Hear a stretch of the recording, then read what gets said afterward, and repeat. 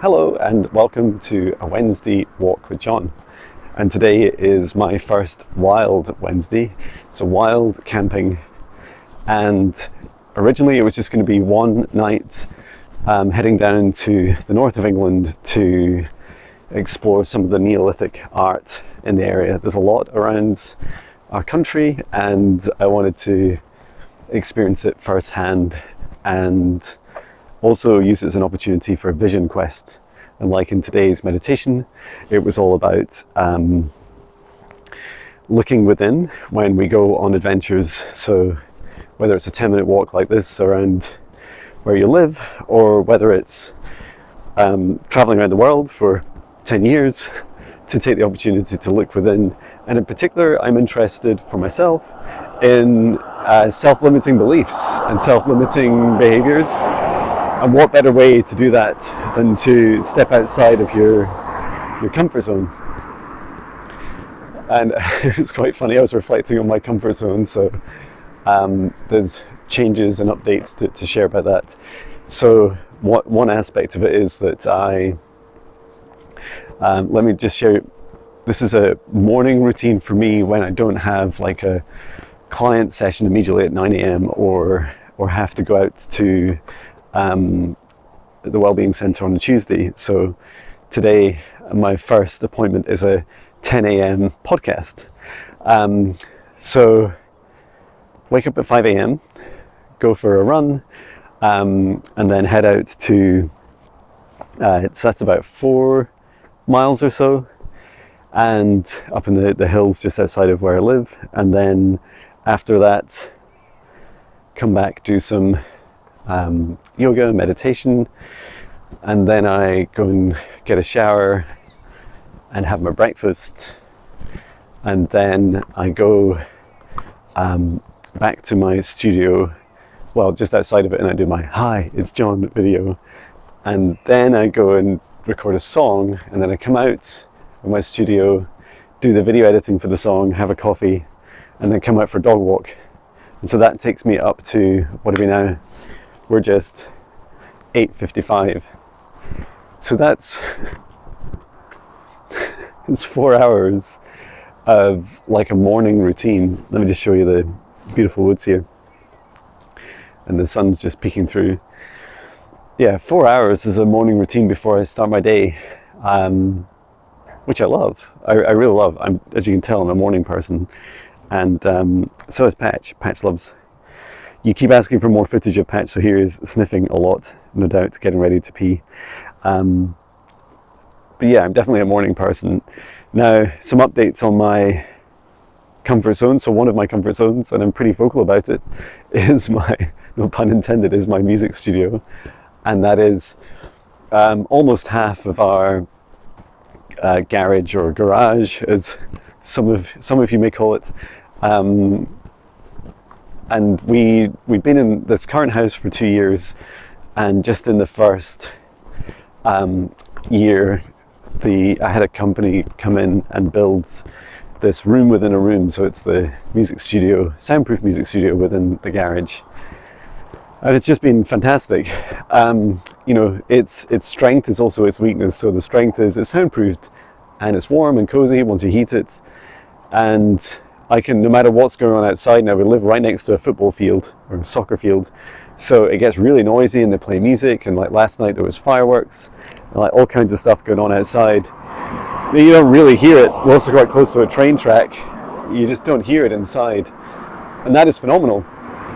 So the musician in me, which gets a little bit of less and less, but just a tiny little bit of anxiety every time something noisy happens outside of me, including cars passing here. So what's happening is we're extending the kitchen, which is next to our garage. We're extending that into the other half, so the nearest half of our garage. And what I thought was about a week's work, our builder is saying will be about 2 weeks' work. And I mean, it just is what it is. There's less, you know, people have bigger problems in the world than we do about worrying whether it's a week or two. And so that means, in terms of my comfort zone, and my vision quest is really stepping outside of that comfort zone and not being able to use my studio for best part of 2 weeks or all 2 weeks. And I feel like the closer I get to it, the more likely I will be to make some sort of a decision, like, will I take a week or 2 weeks off music? I've not taken 2 weeks off maybe in a very, very long time.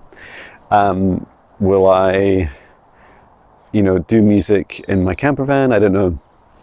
So one thing I have done is spent a lot of money, which I was kind of umming and ahhing about, like trying to decide whether it was the right thing to do, which was to buy a professional microphone just like the one I have in my studio, which is the SM7B, which you see loads of podcasters using. It's quite funny. I bought it for music, but I didn't realize, I wasn't really into podcasting when I bought it, and then I realized that, hey, all the podcasters seem to use it, and like many YouTubers use it, and it's just a phenomenal microphone. This video is not sponsored by Shure, who make it. So I bought that, and then also this wee, it's like a USB MIDI like sound interface, so that'll allow me to plug it into the microphone into my laptop. And why am I telling you all this? Because you may observe some adventures where I am doing client sessions, live streams, and more in my camper van, and this is because I will have the setup to be able to do it with no degradation in the sound quality, which I feel is important to me, and also it's important to me to show that I care. And then there's also the aspect of it just always working, and having the equipment in my van is really important to me, so that I can just get in it and drive somewhere that has enough internet for whatever it is I'm doing, whether it's live stream or whether I'm recording a video and uploading it. So so this is an early warning of, you may see some less music, you may see for the next couple of weeks, and you may see some changes in the locations that I'm creating content. And what you'll definitely see is the next couple of days of adventures that I'm going on. And what's quite funny is that I don't know where I'm going for the second night. For the first night, I know I'll be camping quite near the location where the Neolithic art is. And then for the second night, I think what I'm going to do is, once I get to location A of the Neolithic art, I'm then going to just Google the nearest stone circle. I feel like there's a stone circle, I don't know its name, they're actually quite hard to Google and quite hard to find, but I'm going to look over to, it might be to the west or it might be further north, to find a stone circle that feels right, and then head to it.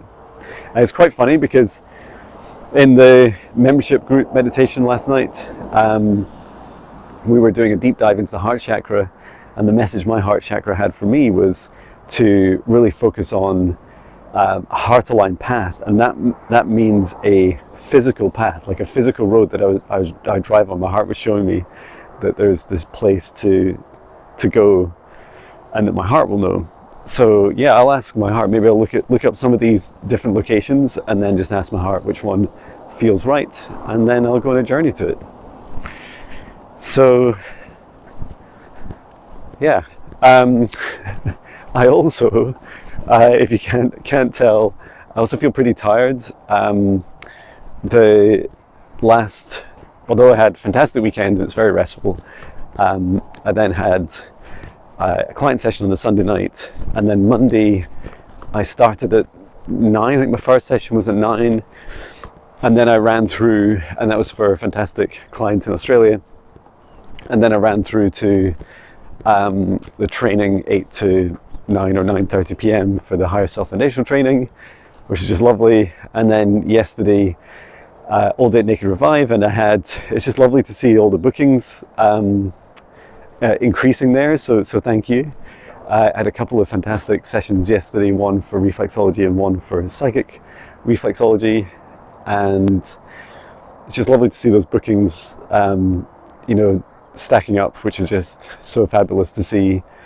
And then also we had our first, Natasha and I had our first joint booking together. So one of our dear clients has asked for us to come together and do a shorter session, but with both of us, and to do it in person. So I'm really excited for that.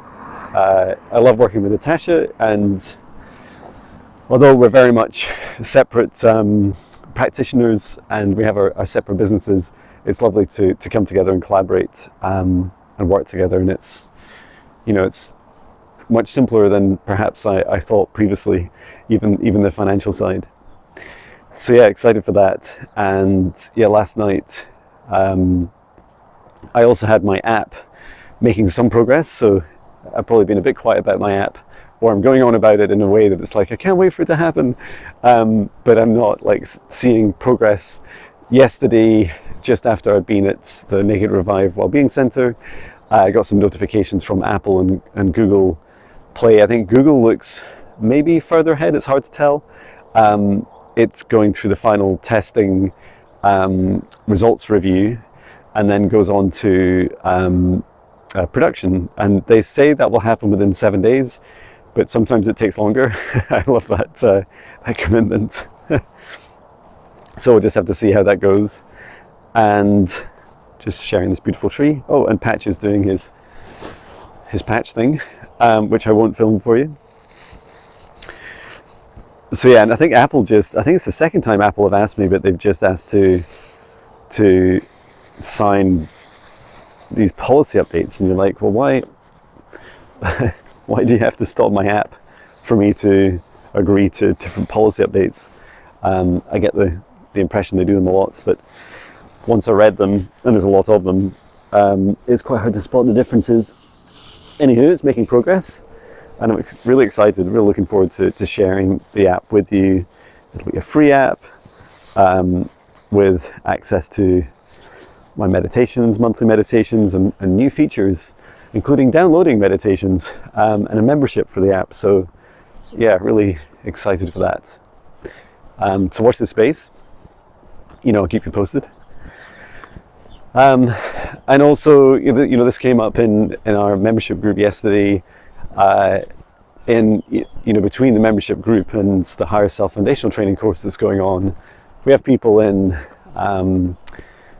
the US and Canada, in Scotland, in South Africa, and Australia, and more countries, and Luxembourg, and other places. So yeah, it's lovely to have a diverse group across the world in our membership group.